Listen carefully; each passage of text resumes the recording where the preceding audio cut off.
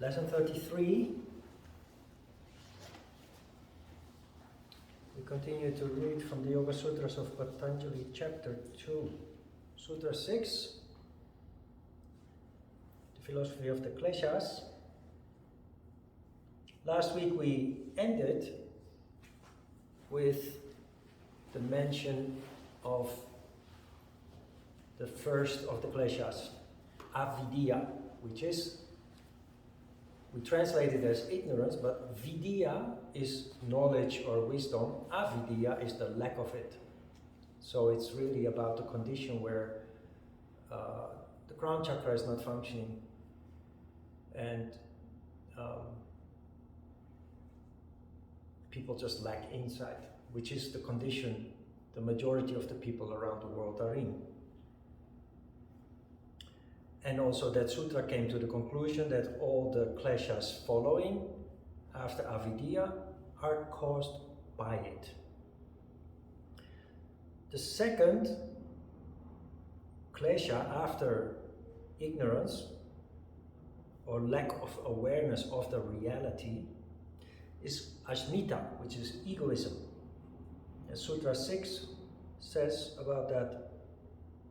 Asmita is the identity or blending together, as it were, of the power of consciousness with the power of cognition.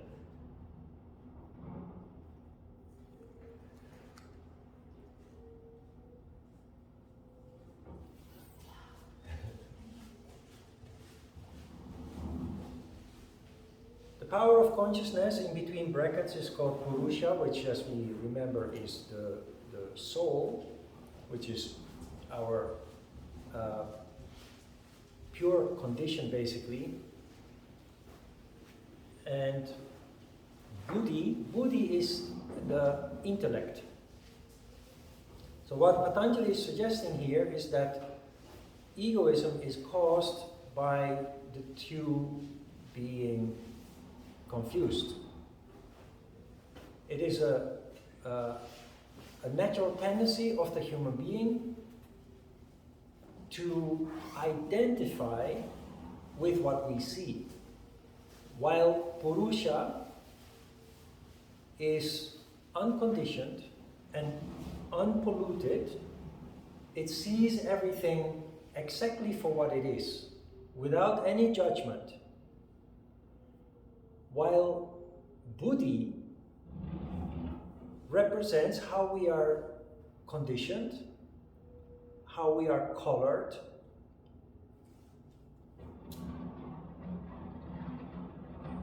how we are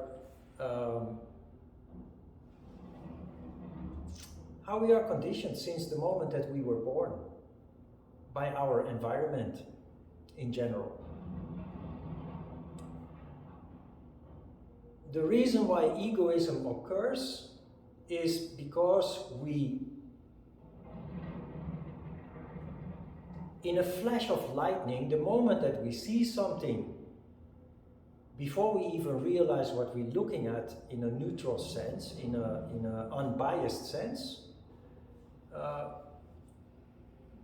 whatever it is that we see is colored.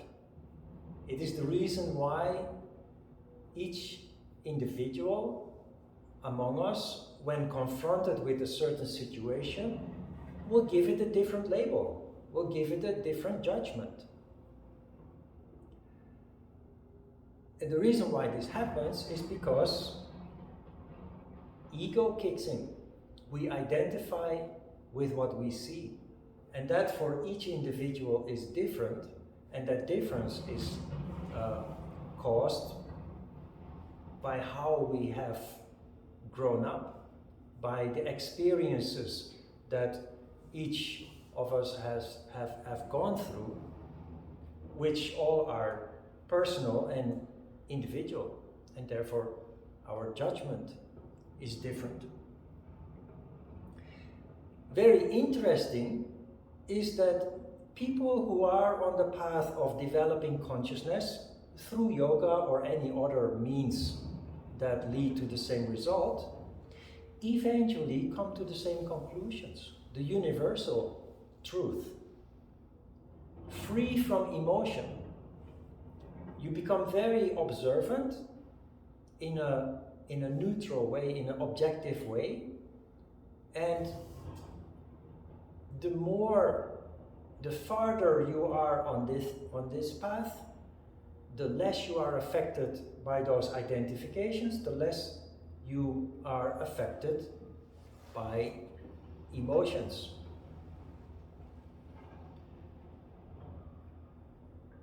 So very valuable to develop this ability, to be able to not have ego interfere in our observations.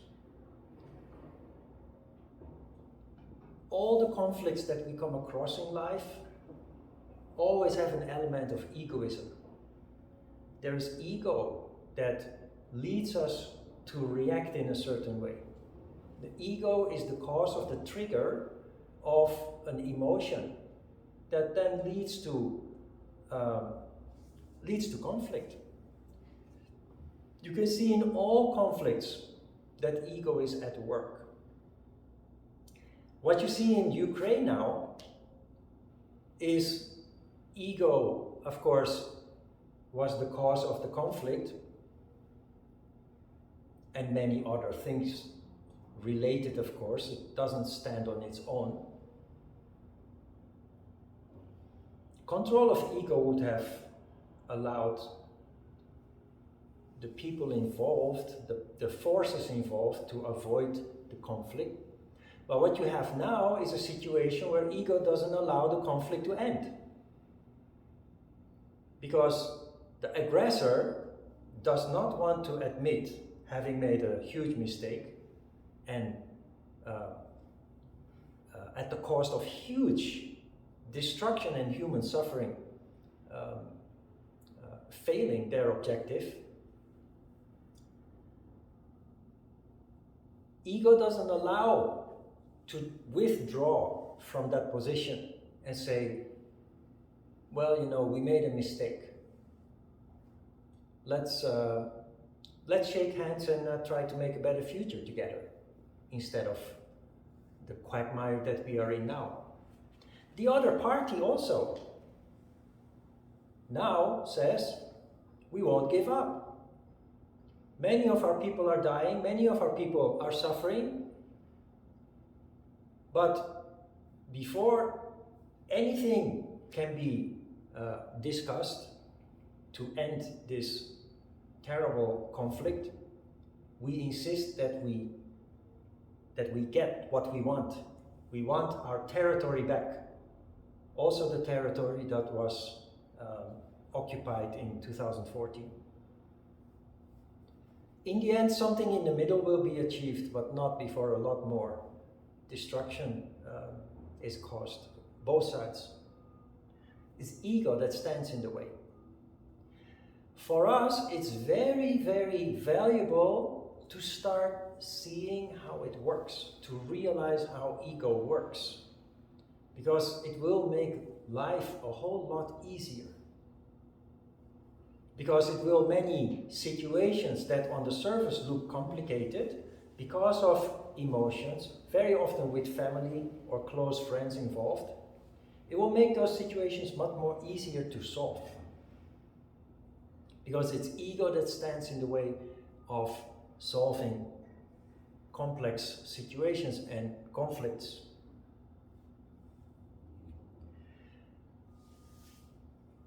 When does ego stop being an obstacle? The moment that you realize it. Last week we talked about daydreaming, I think, about samadhi. Samadhi led to daydreaming because it's kind of related, although daydreaming is uncontrolled, samadhi is controlled. When you are daydreaming, you feel one with the universe. It's very difficult to describe what you feel, but you feel one with the environment, you feel timeless, you feel infinite, and you feel completely thoughtless. You're just one with your observations. then suddenly the realization that you are daydreaming comes, and you say to yourself, hey, I'm daydreaming. And that very moment that you realize that, the daydream is gone. With ego being a huge obstacle in daily life situations, in the same way as with daydreaming, ego is not a factor anymore the moment that we realize that it is active, that it is at work in the situation that we find ourselves in. So the power of contemplation comes into play here. Your yoga practice automatically leads to your ability to realize ego. All yoga practitioners eventually come to the point, but the fact that you discuss it now gives you a huge shortcut because it helps you to rationalize it and to recognize it next time when you find yourself in such a situation.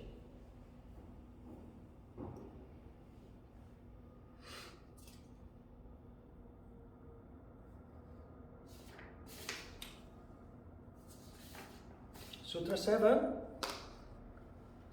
The attraction which accompanies pleasure is raga. You see that Patanjali uses almost poetic language. And on top of that, speaking in symbolical way about the concepts that we are discussing here. This is about attachment. And he says attachment is called raga. Have you heard of raga? Raga is a music genre, an Indian music genre. We call it New Age music. Raga is music that emulates the atmosphere of nature, the atmosphere of your surroundings. And these pieces of music, often they are not songs, it's purely instrumental. Almost all of that kind of music is instrumental.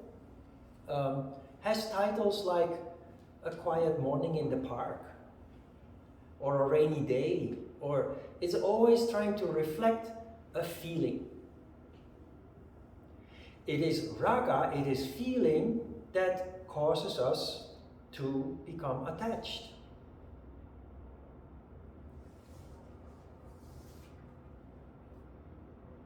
The foreigners in this room once in a while go back home. One of the things that make you want to go home is you miss your hometown. But what exactly do you miss about it? You will say, I miss my family. But that's not the whole thing. You miss the neighborhood where you've grown up in. What I did every time I would go back to the Netherlands, one of the things I would always do is grab a bicycle from my mom's shed and not only drive around the neighborhood where I grew up most of the part, I would go back to my old neighborhood where I was born, pass by the school or the schools that I attended, the places where I played with my buddies. And I found it wonderful and disturbing at the same time. And I always, every time I went back, I couldn't wait until the day that I would get back on the plane to Seoul. Because it kind of sucked me up. The past would suck me up while I wanted to go forward. That had been a very conscious choice when I decided to leave and move to Korea.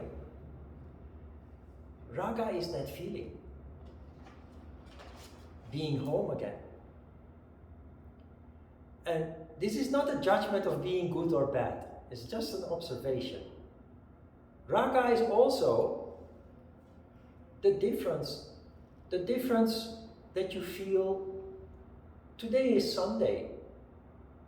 A Sunday feels different than a Saturday, doesn't it? When you wake up in the morning, when you walk in the street, that difference is raga. It's a feeling. Monday feels very different than Friday, doesn't it? That's raga. Raga is atmosphere. But it's not just atmosphere, it's a feeling, it's an emotion. And we become addicted to that. And it becomes an obstacle. It puts us in a prison most of the time. When I came to Korea, I started living my life here. I got involved in certain things. And one day I told my sisters, I have 3 sisters, an older sister and 2 younger than me who are twins. And they've always been involved in the entertainment industry in the Netherlands. So I told them, why don't you come to Korea and try to build a career here? Because you are twins, because you are special, because you're in the entertainment industry, there's a huge opportunity here. Very challenging, very rewarding. And the answer was, no, I can't miss my Amsterdam. I love my Amsterdam too much. I would never move anywhere else. It's raga. And it's that prison that I'm talking about. They wouldn't even consider moving to another place out of fear. Can you see that? It is Muladhara Chakra. They will never admit that it's a matter of fear. They will throw it onto an emotion. I love Amsterdam. Amsterdam is my city. I never want to leave. I want to die here. I can't live without it. But in reality, really, what is driving this is fear, Muladhara Chakra. We will recognize that, admit it, and therefore being capable of overcoming it. We can eliminate fear and follow our heart anyway. But since they are in that condition of avidya, they don't realize their fear. They don't recognize what's holding them. And they think it's a beautiful thing. You see what I'm talking about? It's raga that keeps them there, and it limits them enormously in how they could manifest in unexpected ways, in beautiful ways, but they can't. Like most people can't.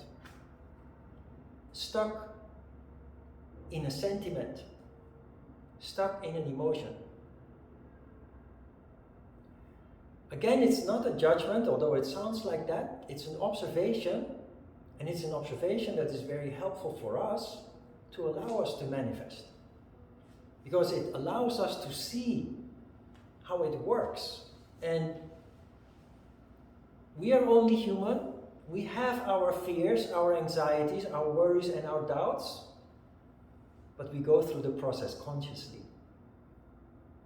We deduct, we calculate, and we become very capable of rationalizing those obstacles, and that allows us to dismiss them so that we can focus on what really counts. So attachment also, of course, is of huge influence in relationships. It is why we find it difficult to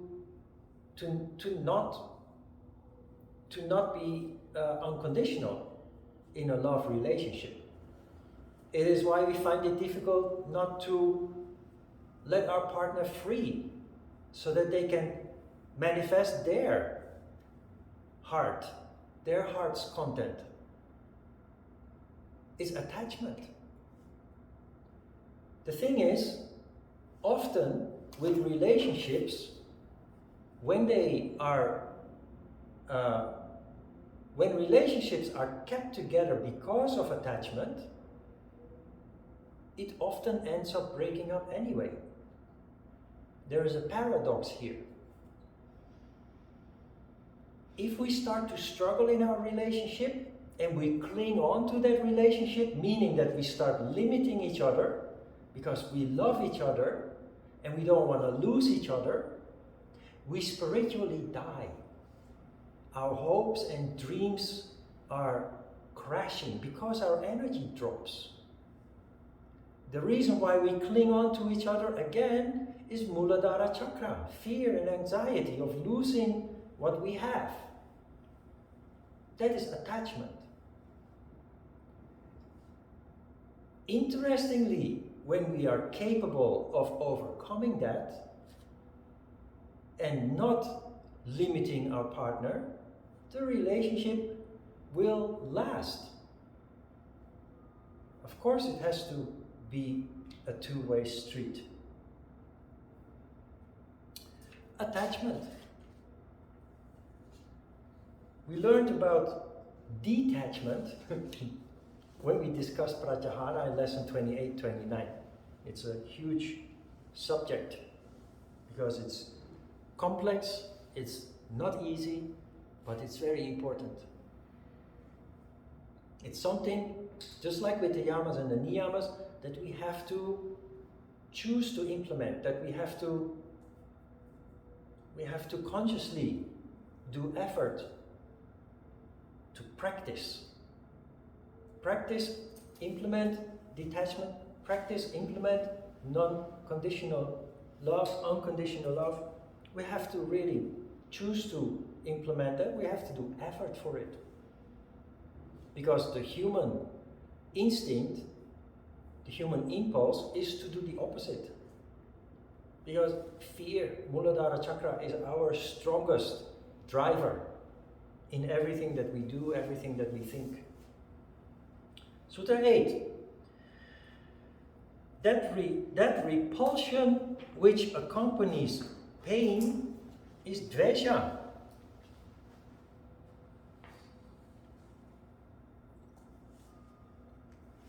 Anger, hatred.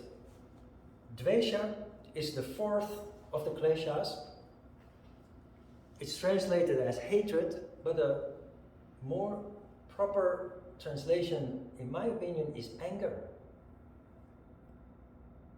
Anger that you feel towards, look at it, out of ignorance we end up in egoism because we don't realize our ego being involved in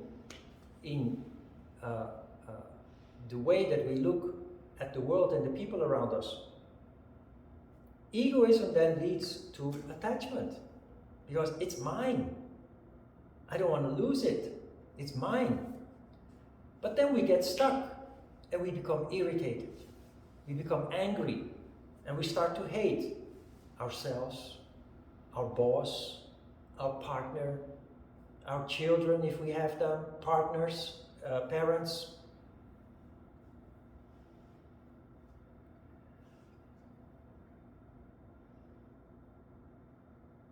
It's a thing that many people live with, most people live with on a daily basis. It's part of the way that we act and react in daily life. Pay attention. In the way that when we started this course, we started discussing yama, and I told you to start paying attention. How you have an inclination to react with violence, from very mild to very extreme. How we have an inclination to lie, just to make a complicated situation easy, to take a shortcut, etc.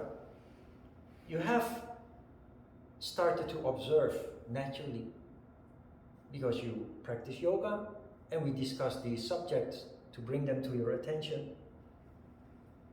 Anger, hatred, just like fear, it poisons us.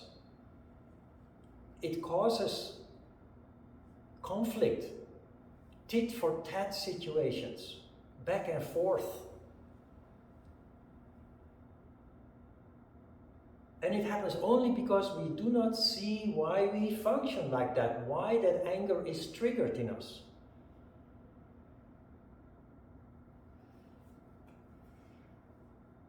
We know from what we have studied so far that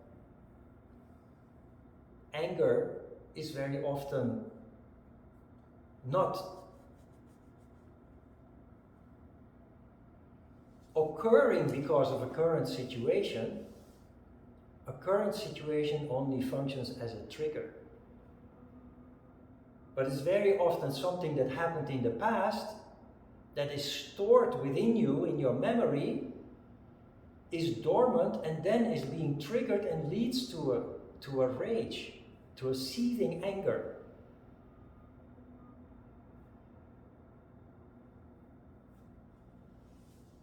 When you start paying attention, you see that it's very unconstructive to vent anger in whatever situation.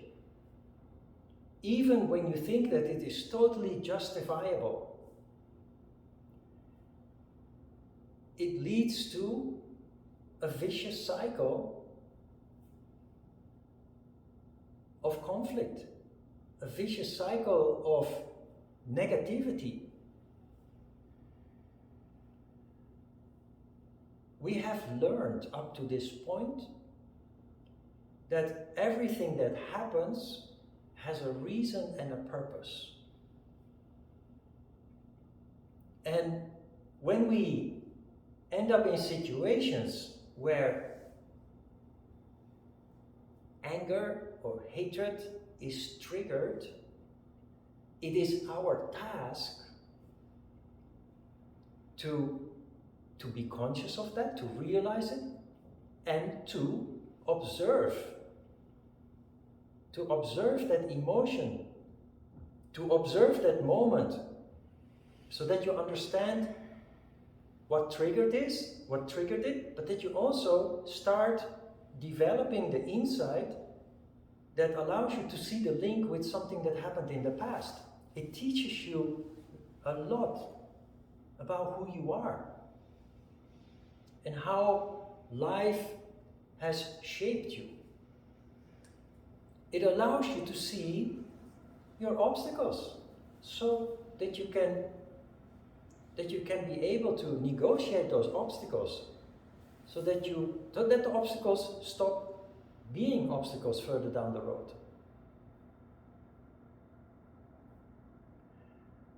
A monk once said in an interview about issues related to daily life, he said, "It is just what it is. Like a cup of water is just a cup of water." What he meant is situations where emotions flare, he wanted you to look at those situations from an objective perspective, that you rise above the emotion and just try to see what is actually happening in a very neutral way, in a very objective way, beyond emotion. And that is where you also develop the ability to solve problems without too much damage being done. This is the process that I'm describing here, is kind of what happened in the subway with the elbow poked in your ribs to push you aside so that that person could take your seat, the seat that you were eyeing, where you wanted to sit and rest your tired legs. The first reaction is anger, seething anger, rage. What the heck is this? But then you rise above that emotion, you try to You try to put yourself in the shoes of that person. Where did this elbow come from? When did this person start developing that mentality to just shove people out of the way to get what they want?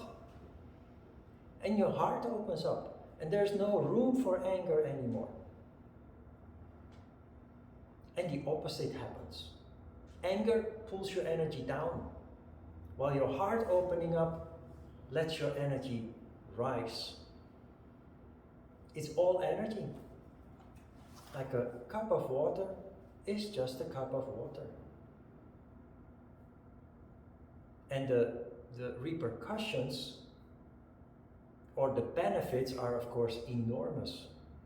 Because you stop blocking your energy. Energy is blocked in most people, and is mostly blocked on the lower levels of our consciousness because of emotions.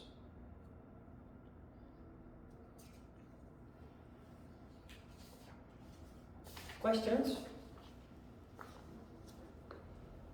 We have a new pranayama. We will talk about that after the asana practice.